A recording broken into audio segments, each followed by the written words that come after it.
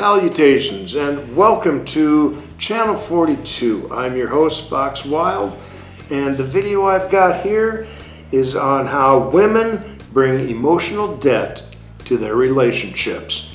Consider it this way: it's really bad, ladies, to have a high body count, and this explains very well why that is. I should be getting grapes fed to me. Should be getting forehead kisses when I'm busy working.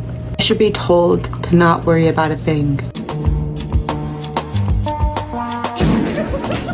I don't know if it's just because I'm a man, but I find this so difficult to relate to. If a woman has spent her entire dating life dismissing regular guys, maybe if you treated the man or men, since you're still single and sound like many women posting on sites that have been on the dating market for a while, getting the old pump and dump with respect and brought peace and tranquility to their lives instead of drama and unending demands, you'd have someone willing to fulfill some of your more reasonable requests. I don't know if it's just because I'm a man, but I find this so difficult to relate to. If a woman has spent her entire dating life dismissing regular guys, the middle income dudes, because she mistakenly thought that she was worthy of that top tier of men, then you might think in her later years, when reality has corrected her misconceptions, and when she's trying to convince one of these guys that she formerly ignored to marry her, to save her from childlessness and loneliness, then she might approach dating with some humility.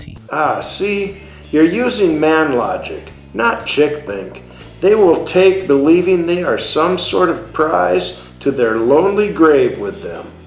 Most women would view what you said as admitting they were wrong, and they would have to lower their high standards they have and settle for what they can get. You know, like men usually do. Isn't this a sublime view? Are you the type of girl that likes this type of thing? Out in nature, sitting by the water?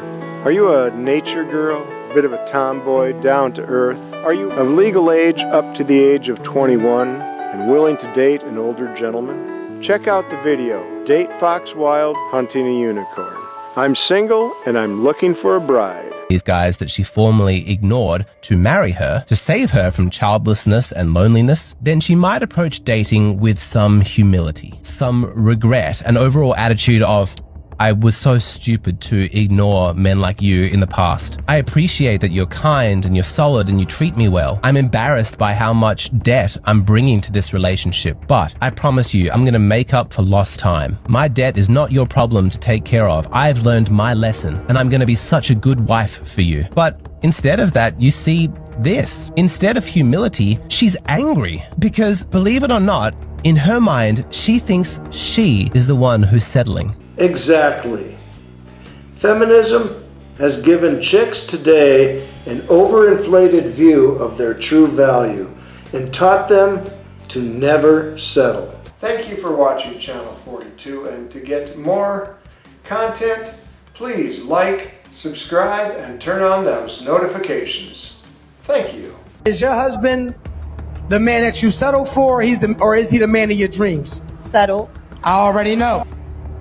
She doesn't begin her new relationship with gratitude or even neutrality. She's pissed off because she's got this huge emotional debt and she wants you to be the one to pay it off. You protest and you say, I wasn't the one who mistreated you. I didn't give you these trust and abandonment issues. I'm the one who committed to you, who's taking care of you. Be angry at them, not at me. That sounds reasonable to you, right? But it's falling on deaf ears, because what you've got to understand about the psychology of low quality women is that they don't have the intellectual sophistication to actually view men as individuals. They look at their partner and this is what they see. Men exist as an undifferentiated mass. Their identity is collective. So who are you? Well, you are just the latest representative of this idea in her mind of men. And because men screwed her over in the past, now you are responsible. Her debt is your debt. Yep, and that's exactly how they treat us, that